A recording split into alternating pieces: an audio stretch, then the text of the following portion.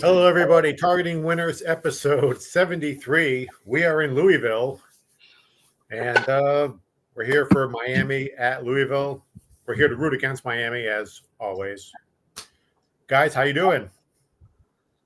Very good. Excited to be here. Good trip so far. We all just got here for the most part in the last couple hours, and excited for should be a really good game on Saturday, and to have a good time doing this. So I'm happy to be here. Same. It's weird, and behind me is fried chicken. So, I've got a box of fried chicken right here. House, but we have to be in different rooms. So it's like, I can feel your presence. I'll just put my hand up. Yeah, we're all in the same place. Just, All right. Well, we're on vacation. We got to get going pretty quickly. But as usual, you can find us on Spotify and Apple Podcast. And also, you can find us at cfbdudes@yahoo.com if you have any questions, any games you want us to look at. And on YouTube at Targeting Winners, and on Twitter at Target Wins. So we have our resident horse handicapper with us this week, so we have to hurry up and get through this before Pete loses all of his money on horses.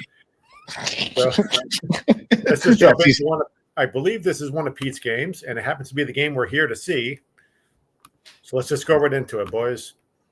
Yeah, let's do that. I mean, when we decided to come here, one of the plans, of course, was that no matter what, I'm going to bet on this game, right? So at Miami at Louisville, currently 59.5. As we all know, I'm kind of a totals guy. I like the over in this game. I think that there's going to be a good amount of scoring. Miami has been a machine in terms of scoring. I think at home, this is homecoming weekend, by the way, for Louisville. So I expect them to show up and to play well. So I expect there's going to be a lot of points scored. So I am going with the over, which I mentioned was 59.5. 59.5. I'd like to see a 45-21 Louisville win. You hit your over. I mean, another reason I bet on the over, other than the fact that I think it's going to go over, is because we're going to be sitting there in the stands. I want to see a shootout. Right, I want to see a high-scoring game, so I'm trying to will that to happen. So that's kind of the other reason why I'm making this play. Yes. Also, if you're watching this on YouTube, you can see behind the scenes horse handicapper Ray rummaging through the fridge in between races at Keeneland. So he's beer run and a beer run. So it's all important race. All right, our second game, ASU and Cincinnati. Oh, I know this is one of Darren's. Yeah, this is I got a lot because I was out of the middle of the week plays here, but this is basically a simple fade on Jeff Sims. He's been a turnover machine wherever he goes, and due to Sam Levitt's injury, he's quarterbacking for Arizona State this week. So not really much more to say about that. I don't expect him to be any better at his third school. Cincinnati at home, laying 5. I actually did a 2-unit play on this. Huge fade of Jeff Sims here. He'll turn the ball over at least twice. Cincinnati at home should win this one with no problem. Yeah, I still wish he kept his initial commitment to go to Miami, but that was not meant to be. He'll probably have at least, what's the over-under on turnovers for Jeff Sims? I predicted Pete today when we were over the sports book that Cincinnati will win the turnover battle by at least 3. Just because. Yeah, I'm thinking 3 is the over-under, yes. Yeah. We're going to go over here to the Big Ten. We got Nebraska, Indiana. This is one of my plays. I got Nebraska getting 6.5.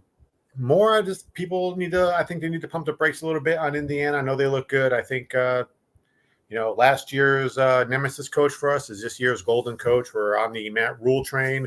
So I like Nebraska here getting 6.5 against Indiana. What do you guys think? Yeah, I don't. I agree. I think that's a good play. I mean, Indiana's looked good and been good. I think that they're getting a little favorability right now with some of the point spreads because of that, and I think you could take advantage of that. So I agree. I like your play. Yeah, I don't think Indiana's schedule's really been anything difficult up to this point. This line opened at 7. The fact that it dropped to 6.5 hasn't gone back to 7 yet. For Indiana kind of says a lot to me. I agree with this play as well. Okay. Pete, you agree with my pick? How many beers deep are you in? I'm only 2. Okay. I'm good. Okay. All right. 2 or 2 at a time? I think I'm 2. Okay. All right. So I'm a little more. I mean, if this was if you're like 5 or 6, I'd be like, oh boy.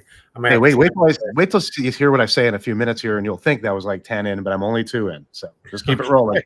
Keep it rolling. Oklahoma State, BYU. This game scares the living hell out of me. I'm not going to lie. The fact that BYU is only favored by 9.5, I don't get it.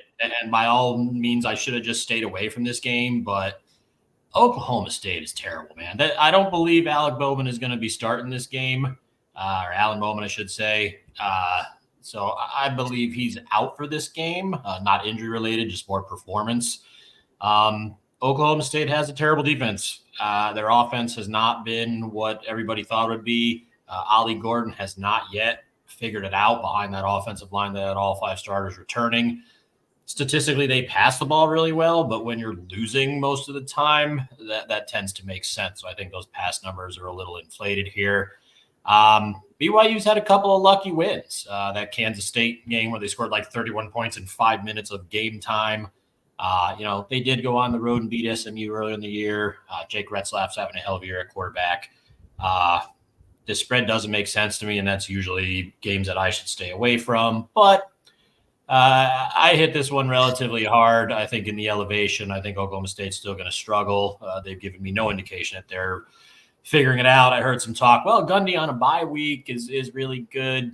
Okay, that's fine. But BYU still statistically, defensively is one of the top 20 teams in the country. And until I see it from Oklahoma State, I will happily fade them. So I laid the 9.5 here with BYU. On the side, while we were waiting to pick you up at the airport today, we heard some inside information, kind of a wacky thing. They said Mike Gundy was headbutted by a goat this week. Yeah, on his own ranch, he got hit in the face by an animal. Or a cow, some kind of bovine animal. Whatever. So for whatever that's worth, maybe he'll call some more jet sweeps or something on 4th and 9. I don't know. After this game, he may go back to the ranch and hope to get kicked again. I have no idea. Maybe get kicked this time. It was only a headbutt the first time. Maybe. I was worried about a QB change, giving the team a spark, but that defense is just so bad. I mean, I don't know. I got to see it. I'll probably see it tonight, but until I do, Oak State's a fade. Headbutted by a goat. All right, my game of the week. We get to disagree because I have a play on this as well. The man keeps torturing himself. Well, continue on. I'm just taking Seminoles money line. It's Duke. I mean, come on.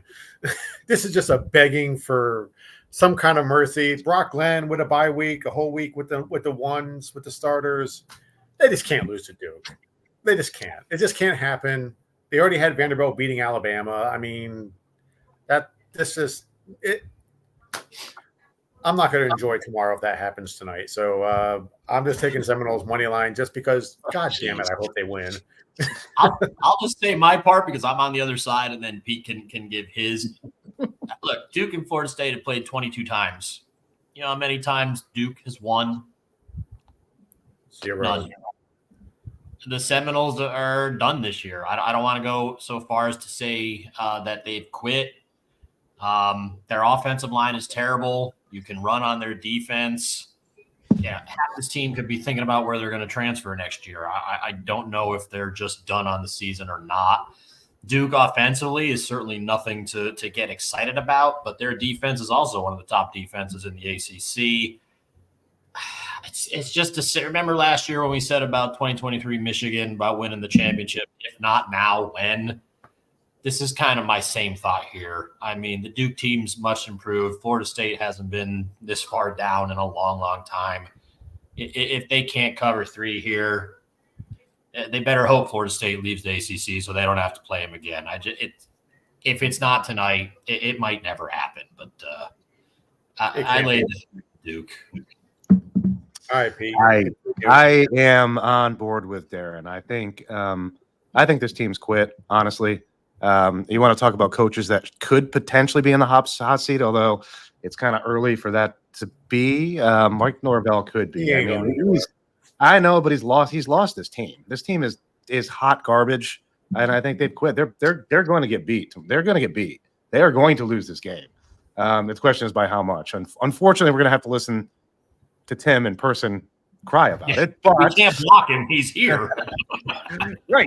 We're going to be in the room listening to this nonsense. Try blocking my text tonight, guys.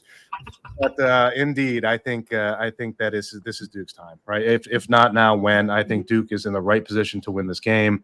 It's the time for them to win this game. It'd be good for their program, I think, to win this game. Another loss for FSU right now does not matter. It doesn't. So I think this is a much bigger deal for Duke than it is for FSU, and I think they're going to step up and I think they're going to win. So yeah.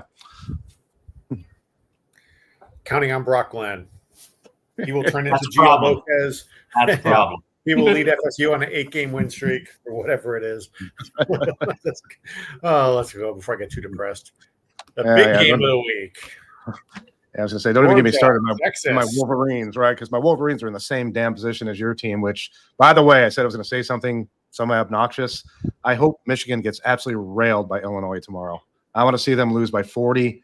I am very disappointed with my team.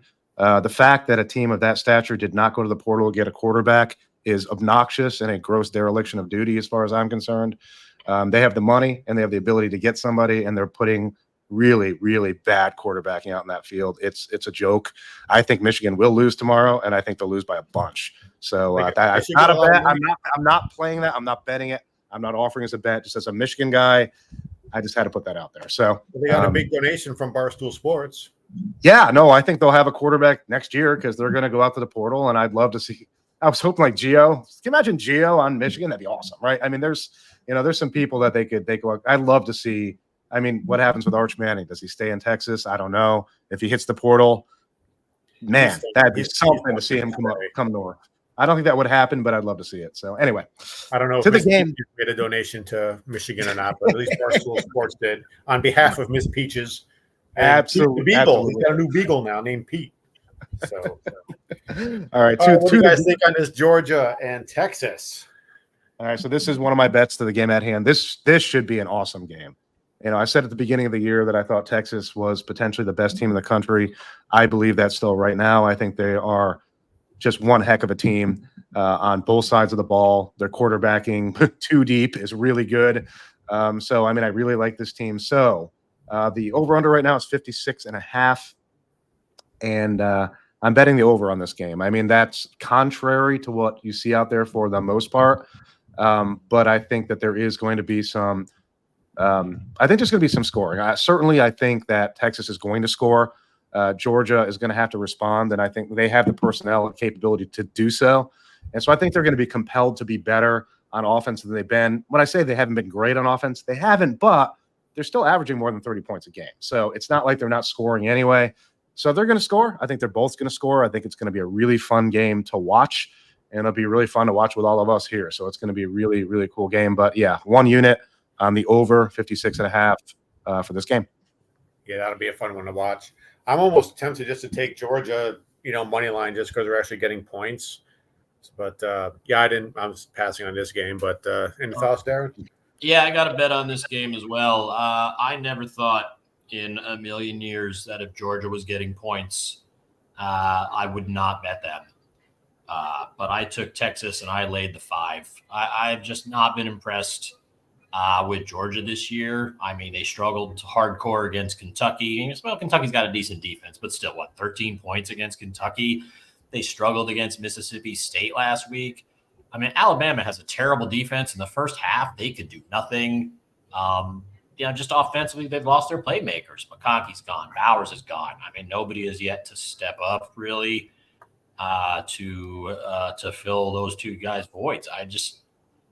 Defensively, they're in the lower half in the country as far as a lot of defensive stats. Texas, meanwhile, has, I believe, beaten everybody by at least 2 touchdowns or more. I can't believe I'm actually laying the points against Georgia, but I am. Georgia hasn't shown me anything. I mean, they could be a 2-loss team here. They still have a couple hard games on their schedule. I mean, they might not even be a playoff team. And who thought 2 months ago we would ever say that? Oh, yeah, that's man. That's interesting. I mean, the points thing. I mean, nothing to do with the show, but just messing around, putting a parlay together earlier today. I could not resist those points. they were dangling out there. I was like, when do you get points like that? I got 4.5 with Georgia. When do you get 4.5 points with Georgia? I had to take them. It's probably a sucker bet. I will probably lose because of it, because I do believe that, as I said before, Texas is the best team in the country, and they are going to display that tomorrow night, I think. But I still think Georgia's going to hang. I don't think they're going to win, but I think they're going to attempt to hang, and I think they can to some degree. But we'll see. Who knows? Yeah, I mean, they kind of almost have to hang. I mean, if you're a 2-loss team with that schedule you have left, I mean, you haven't been impressive against teams that you should be blowing out. I mean, if it comes down to style points, we always talk about how that's going to be a big deal when these teams, when these committee comes out and says, well, who do we want in here? The SEC is going to have a lot of 2-loss teams to consider. And, Georgia loses here with a couple of duds that they laid so far this year, even in wins. They could be out. So, I mean, I think they'll make it competitive because they kind of have to. But I just don't know if they have the answer on defense to hold. What you just said, I agree with 100%. Right? They have to try to make this competitive. I think they're going to put it out there and attempt to make it competitive. But I agree. I don't know if they can. So we'll see. All right, guys, let's hit the RPO for the week. Oh, I had another play. What? Am I done already? I don't have anything else for you. What'd you put? Oh, well, it's on the RPO, so we can cover it there. All right, well, let's hear it. Well, it's the very last one. I took Iowa, actually got 5.5 here in Kentucky. Love Iowa here. Hayden Childs is a turnover machine, man. He's Jeff. I can't. That guy puts the ball in danger constantly. I think Iowa's going to roll here. So that's my other. Iowa could be laying 12 points here, and I would take them. They are going to absolutely throttle Sparty at home. This is not even going to be a game. It's going to be an embarrassment for Sparty, unfortunately. That Iowa team is good. That defense is good. Yeah, it's not as good as it was last year, but it's a really good defense. If Sparty scores a touchdown, I'll be surprised. I mean, it's going to get ugly, I think, unfortunately. But I agree with that pick 100%. All right, let's go to the hot seat game of the week. Kansas State -3 at West Virginia. I will be rooting for West Virginia. All right, I put this on here only because I'm going with Neil Brown, West Virginia's head coach, as the hot seat candidate of the week. If you checked out coacheshotseat.com, Mark has him in the top 20, I believe, but he's kind of down on the list. He came out last week after West Virginia fans were kind of upset with how they've been playing. You may remember Neil Brown was a hot seat candidate at the start of last season, but he had a decent year, so everybody kind of let it go. Fans are unhappy with the way West Virginia's been playing. He came out and basically said, hey, if you're enjoying the tailgate and having a good time before you get into the game and the weather's nice, fans should be happy. That is not going to sit well. So he better get it done. I don't know if they're going to trust Kansas State on the road, but if they lose this, he's going to be in a lot of trouble. And they may drag him out of that stadium after those comments. I mean, that is you can't say that. He definitely is a hot seat candidate for a reason, and I think he's got a problem happening this week. Unfortunately, I think it could be the beginning of the end for him. Yeah. But Kansas State loss would help my Colorado Big 12 championship plus 4,000 bet. So keep your job for another few weeks there, buddy. So let's skip. We already did Nebraska, Indiana, South Carolina at Oklahoma. Whew. South Carolina getting 1. That's it. 1. Boy, it's down from 2.5. No, South Carolina should have beat Alabama last week. Yeah. Simple. Yeah. If Sellers even had a little more of a clue, they would have won that game. But Oklahoma's just an offensive mess right now. The line move makes sense, but I'm avoiding this game like the plague. I want nothing to do with it. I think South Carolina is a scrappy team. I think they could go into Oklahoma and win this game. Now, do I necessarily think they're going to? Am I betting it? No. But I would not be surprised at all if they went in there and won this game. And we got Alabama -3 at Tennessee. Interesting game. I'm leaning Tennessee here. I am too. That's juicy. So if I were to run with it, I would probably go take the points at home or with Tennessee, get the points or give the points rather. And definitely I could see them at home winning this game. Fun to watch. I know it starts at 3:30. We may still be trickling out of L&N Stadium here in Louisville, but if we happen to catch it, I'll watch it as a fan. No interest in playing this at all for me either. Yeah, not Notre playing Dame. either. Sorry, go ahead. Here's one for you guys. Notre Dame at Georgia Tech. Got to get in that playoff. They were the first team out last week. First of all, that's not an official ranking. That doesn't come out for another 3 weeks. I hate those Second shows. of all, it's a neutral site game, so Yeah. Georgia Tech is considered the home team, but not really. Haynes King is out, hence this line moving from 10 up to 13.5. The Fighting Marcus Freemans need this one. Alabama and Tennessee are both ahead of them in the polls. Notre Dame wins, they're going to be in the playoff, at least given the current rankings that'll come out. But I mean, as long as it stays under 14, I'd take Notre Dame with no Haynes King. That dude runs, throws, he's their entire offense, and he's not there. So as long as it stays at 13.5, I would bet Notre Dame. Yeah, I would too. They're going to win this game. I don't have any question whatsoever. Notre Dame's going to win this game, but how much by? I think it'll be by. Well, I think it'll be by more than 14. So I think that'd be a pretty safe bet. Michigan -4 at Illinois. I gave you my thoughts on this already. Yes. I wasn't crystal clear on how Pete was feeling. I mean, should I do my rant again? It was very vague. I wasn't sure how he felt. I rarely root against my own team actively, and I'm rooting against my own team actively tomorrow. So that says it all. Yeah, I did have a lean on Illinois as well, but I'm leaving this one alone eventually. I can't trust the team that gave up 42nd half points to Purdue. That being said, I can't remember the last time Michigan threw for over 100 yards a game. So Exactly. total avoid. Want nothing to do with this. All right, Coach Prime in Colorado at Arizona. I got a money line bet technically on Colorado plus 4,000 to win that conference. So I'm definitely cheering for Colorado. They need to win after losing last week. So leaning Colorado. I remain unimpressed with Colorado as a whole. Could they win this game? Sure. But they're not as good as I thought they would be. Shedeur Sanders is not a developed quarterback. He's not even a first-round pick as far as I'm concerned. So that's a problem. That doesn't have anything to do with this game. I think they will likely win this game, and they need to win this game. But I'm not impressed with the team. He could be a decent quarterback. I think if he gets away from dad and gets some other coaching, I think that might benefit him. For someone with, he's obviously has dad's athleticism and all that, but I think maybe if he gets some different coaching, talk about a team that hasn't lived up to expectations. Let's talk about Arizona. They've covered like one game this year. And I don't know if you guys look at the Big 12 good against the spread. Like 5 of the favorites in the Big 12 are all in the bottom half of the standings. We said that conference was a dumpster fire. It is totally proving to be a dumpster fire. Until Arizona shows up, they're unbettable. And when you're 6 games into the season and you've yet to show up, I would lean Colorado here. Not betting it, but I would lean Colorado. All right, and LSU at Arkansas. This is an interesting game. I'm leaning big-time Arkansas. Big-time Arkansas, especially at home. I don't know the status of Taylor Green yet, so until I know whether Arkansas' starting QB is in, I can't really lean either way here. The fact that LSU is only 2.5 tells me, maybe he's playing, but I wouldn't. Any thoughts, Pete? Not really. LSU's been a little bit unpredictable, I think. So I don't know. I'm staying away from this thing. All right. Well, the last 2 games we already touched on with being Georgia and Texas and Iowa and Michigan State. So let's go over our picks. Darren, why don't you run it down for us? All right, Tim started with a win on Tuesday. South Alabama covered 11.5 over Troy.